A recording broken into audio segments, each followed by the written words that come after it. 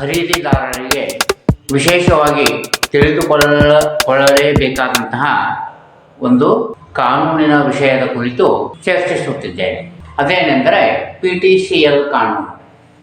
PTCL ಕಾನೂನು SC/ST ಅವ್ರಿಗೆ ಮಾಡಿದಂತಹ ಕಾನೂನು 1978 PTCL ಕಾಂಫಾರ್ಮೆಂಟ್ ಅಂದ್ರೆ prohibition of transfer of certain lands. SC/ST ಅವ್ರಿಗೆ ಗ್ರ್ಯಾಂಟ್ ಒಳಗೆ ಸಿಕ್ಕಂತಹ ಭೂಮಿಯನ್ನು ಟ್ರಾನ್ಸ್ಫರ್ ಮಾಡೋ ಹಾಗಿಲ್ಲ, ಪ್ರೊಹಿಬಿಟೆಡ್ ಅನ್ನೋ ಕಾನೂನಿದು 1978 ಇದನ್ನು ಜಾರಿ ಮಾಡಲಾಗಿತ್ತು. ಆದರೂ ಸಹ ಟ್ರಾನ್ಸ್ಫರ್ ಆಗ್ತಿದ್ವು ಮತ್ತು ಅಂತಹ ಟ್ರಾನ್ಸ್ಫರ್ಗಳು ಕಾನೂನು ಪ್ರಕಾರ ಸರಿನೂ ಅನಿಸ್ಕೊತಿದ್ವು. ಅವು ಯಾವ ಕಾನೂನಿನ ಅಂತರ್ಗತ ಸರಿ ಅನಿಸ್ಕೊತಿದ್ವು ಅಂತಂದ್ರೆ ಲಿಮಿಟೇಷನ್ ಆ್ಯಕ್ಟ್ ಅಂತರ್ಗತ. ಅಂದ್ರೆ ಟ್ರಾನ್ಸ್ಫರ್ ಮಾಡಿದ ಮೇಲೆ ಇಂತಿಷ್ಟು ವರ್ಷ ಆದಮೇಲೆ ಆ ವಿಷಯವನ್ನು ಪ್ರಶ್ನಿಸೋದು ತಪ್ಪು ಅಂತಂಥೇಳಿ ಲಿಮಿಟೇಷನ್ ಕಾನೂನೊಳಗೆ ಹೇಳಿದ.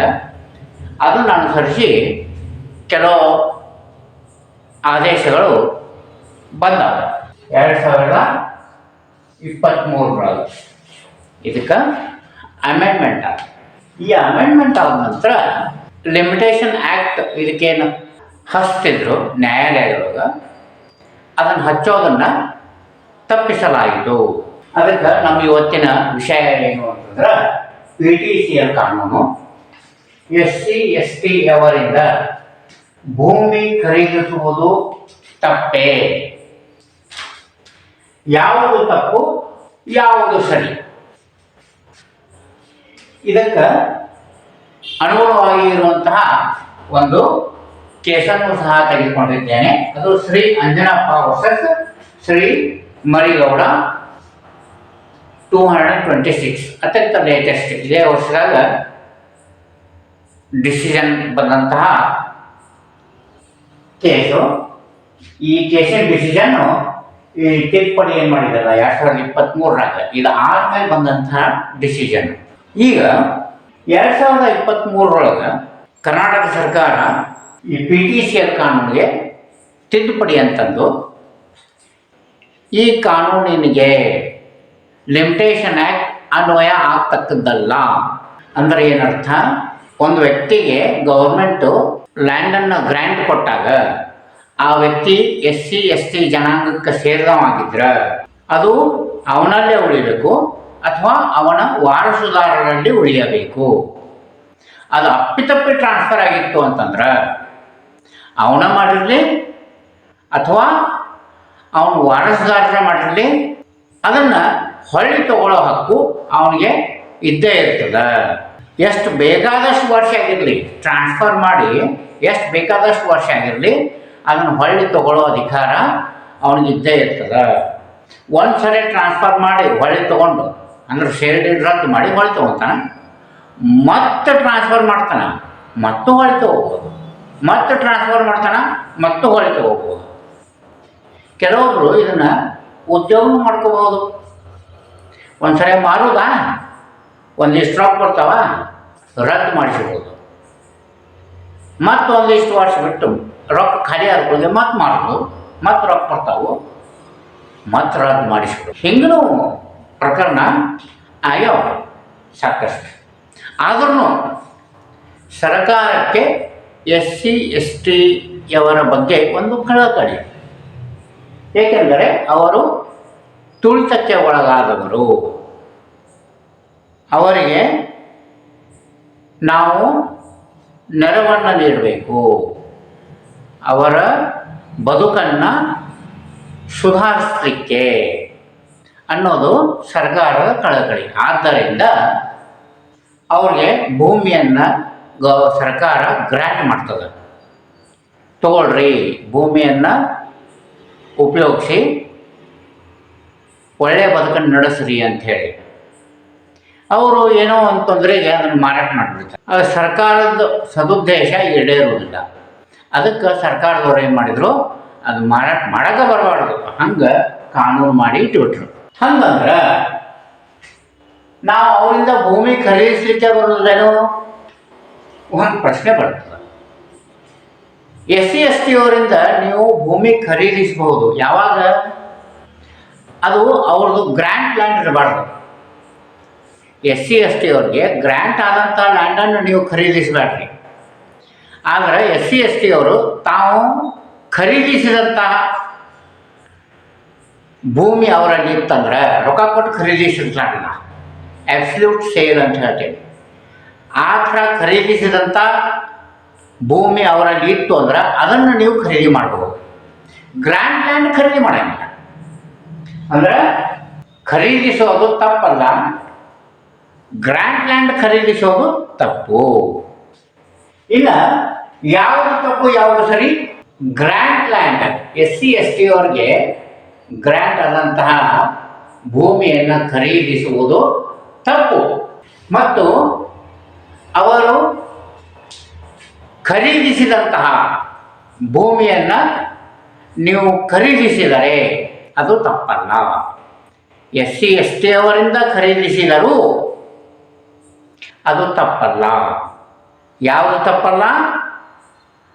SC/STಯಿಂದ ನೀವೇನು ಭೂಮಿ ಖರೀದಿಸ್ತೀರಿ ಅದು ಆ SC/ST ಅವರು ಖರೀದಿಸಿದ ಭೂಮಿ ಆಗಿರಬೇಕು. ಇನ್ನು ಮತ್ತೆ ಯಾವುದು ಸರಿ? ಇಲ್ಲೇ SC/ST ಅವ್ರಿಗೆ ಲ್ಯಾಂಡ್ ಗ್ರ್ಯಾಂಟ್ ಆಗಿರ್ತೈತಲ್ಲ, ಅವರು ಅದನ್ನು ಮಾರಾಟ ಮಾಡ್ಬೇಕಂತಂದ್ರೆ ಗೌರ್ಮೆಂಟ್ನಿಂದ ಪರ್ಮಿಷನ್ ತೊಗೊಂಡು ಮಾಡಬಹುದು. ಅದೊಂದು ಪ್ರೊವಿಷನ್ ಇಟ್ಟದ ಸರ್ಕಾರ. ಏನು ಪ್ರೊವಿಷನ್ ಅದು? ಸರ್ಕಾರಕ್ಕೆ ಅವರೊಂದು ಅಪ್ಲಿಕೇಶನ್ ಹಾಕ್ಬೋದು. ನಂದು ಲ್ಯಾಂಡು ನಾನು ಡೆವಲಪ್ಮೆಂಟ್ ಮಾಡೋಕ್ಕಂತ ಮಾಡೀನಿ, ಡೆವಲಪ್ಮೆಂಟ್ ಮಾಡೋಕೆ ನನಗೆ ರೊಕ್ಕ ಬೇಕಾಗ್ಯಾವು, ಅದಕ್ಕೆ ಒಂದು ಸ್ವಲ್ಪ ಪೋರ್ಷನ್ನು ನಾನು ಮಾರಾಟ ಮಾಡ್ತೀನಿ, ಅದರಿಂದ ಬಂದಂತಹ ರೊಕ್ಕದಿಂದ ನನ್ನ ಲ್ಯಾಂಡನ್ನು ಡೆವಲಪ್ಮೆಂಟ್ ಮಾಡ್ತೀನಿ ಅಂಥೇಳಿ ಅವ್ರೇನಾರ ಅಪ್ಲಿಕೇಶನ್ ಹಾಕಿದ್ದ ಆದ್ರೆ ಅಂಥ ಹೊತ್ತಿನಾಗ ಸರ್ಕಾರ ಅವರ ಅರ್ಜಿಯನ್ನು ಪರಿಗಣಿಸಿ ಅವರಿಗೆ ಪರವಾನಗಿಯನ್ನು ಕೊಟ್ಟಿದ್ದೇ ಆದಲ್ಲಿ ಅಂಥ ಪರವಾನಗಿಯನ್ನು ನೋಡಿ ನೀವು ಅಂತಹ ಗ್ರ್ಯಾಂಟ್ ಲ್ಯಾಂಡನ್ನು ಖರೀದಿಸಬಹುದು. ಅಂದರೆ ಅಂಥ ಖರೀದಿ ಸರಿ ಅನಿಸ್ಕೊಂತದ. ಈಗ ಭೂಮಿಯನ್ನು ಖರೀದಿಸುವುದು ತಪ್ಪೇ? ಯಾವುದು ತಪ್ಪು ಯಾವುದು ಸರಿ ಅನ್ನೋದನ್ನು ನೋಡಿದ್ವಿ. ಈಗ ಈ ಕೇಸಿಗೆ ಬರೋಣ. ಶ್ರೀ ಅಂಜನಪ್ಪ ವರ್ಸಸ್ ಶ್ರೀ ಮರಿಗೌಡ 2026. ಈ ಕೇಸ್ನಾಗ ಏನಾಗಿರ್ತದೆ, ಅಂಜನಪ್ಪ ಅವರು SC/ST ಜನಾಂಗ ಮರಿಗೌಡರಿಗೆ ತಮ್ಮದೊಂದು ಲ್ಯಾಂಡನ್ನು ಅಗ್ರಿಮೆಂಟ್ ಫಾರ್ ಸೇಲ್ಗೆ ಕೊಟ್ಟಿರ್ತಾರೆ. ಎಂಥ ಲ್ಯಾಂಡ್ ಅದು? Grant land. ಮತ್ತು ಮರಿಗೌಡರಿಗೆ ಒಂದು GPನೂ ಬರೆದು ಕೊಟ್ಬಿಟ್ಟಿರ್ತಾರೆ, ಜನರಲ್ ಪವರ್ ಆಫ್ ಅಟಾರ್ನಿ. ಬರೆದು ಕೊಟ್ಟರು ಹಿಂದಿಗಡೆ ಸ್ವಲ್ಪ ವರ್ಷ ಆದಮೇಲೆ GPನ ಅಂದರೆ ಜನರಲ್ ಪವರ್ ಆಫ್ ಅಟಾರ್ನಿನ ರದ್ದು ಮಾಡುವಂತೆ ಕೋರಿ ಅಂಜನಪ್ಪ ಅವರು ಒಂದು ಅರ್ಜಿ ಹಾಕ್ತಾರೆ. ಎಲ್ಲೇ? ಸಬ್ ರಿಜಿಸ್ಟ್ರಾರ್ ಆಫೀಸ್ಗೆ. ಅದು ಏಕತರಫಿ ಅರ್ಜಿ ಆಗಿರ್ತದೆ. ಅದಕ್ಕೆ ಮರಿಗೌಡರದ ಒಪ್ಪಿಗೆ ಇರುವುದಿಲ್ಲ. ಅವ್ರಂಗೆ ಅರ್ಜಿ ಹಾಕ್ಯಾರ ಅನ್ನೋದು ಗೊತ್ತಾದ್ಮೇಲೆ ಮರಿಗೌಡರು ಏನು ಮಾಡ್ತಾರೆ? ಕೇಸ್ ಹಾಕ್ತಾರೆ. ಏನಂತ ಕೇಸ್ ಹಾಕ್ತಾರೆ? ನನಗೆ ಇವ್ರು ಅಗ್ರಿಮೆಂಟ್ ಫಾರ್ ಸೇಲ್ ಬರೆದು ಕೊಟ್ಟಾರ, ಅದಕ್ಕೆ ಇದನ್ನು ಸೇಲ್ ಡೀಡ್ ಆಗಿ ಪರಿವರ್ತಿಸ್ರಿ, ಸೇಲ್ ಡೀಡ್ ಮಾಡಿಕೊಡು ಅಂತಂಥೇಳಿ ಅಂಜನಪ್ಪ ಅವ್ರಿಗೆ ಆದೇಶ ಮಾಡಿರಿ ಅಂಥೇಳಿ ಕೋರ್ಟ್ಗೆ ಅರ್ಜಿ ಹಾಕ್ತಾರೆ. ಯಾರು? ಮರಿಗೌಡರು. ಕೋರ್ಟ್ ಏನು ಮಾಡ್ತದೆ? ಅಂಜನಪ್ಪ ಅವರು ಮರಿಗೌಡರಿಗೆ GPA ಕೊಟ್ಟಿರ್ತಾರೆ, ಅದನ್ನು ರದ್ದು ಮಾಡಲಿಕ್ಕೆ ಅಪ್ಲಿಕೇಶನ್ ಕೊಟ್ಟಿರ್ತಾರೆ. ಆ ರದ್ದು ಮಾಡೋ ಅಪ್ಲಿಕೇಶನ್ಗೆ ಮರಿಗೌಡರು ಸಹಿ ಇರುವುದಿಲ್ಲ, ಒಪ್ಪುವಂತೀನಿ. ಆದರೆ GPA ಕೊಟ್ಟರು ಅದು ಟ್ರಾನ್ಸ್ಫರೇ PTCL ಅಂತರ್ಗತ.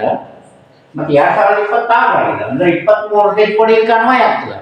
ಯಾವುದೇ ಲಿಮಿಟೇಷನ್ ಇಲ್ಲ. ಎಷ್ಟು ವರ್ಷ ಆದ್ರೂ prohibition of transfer of certain lands. Grant ಆಗಿದ್ದ ಲ್ಯಾಂಡನ್ನು ನೀವು ಖರೀದಿಸಲೇಬಾರ್ದು.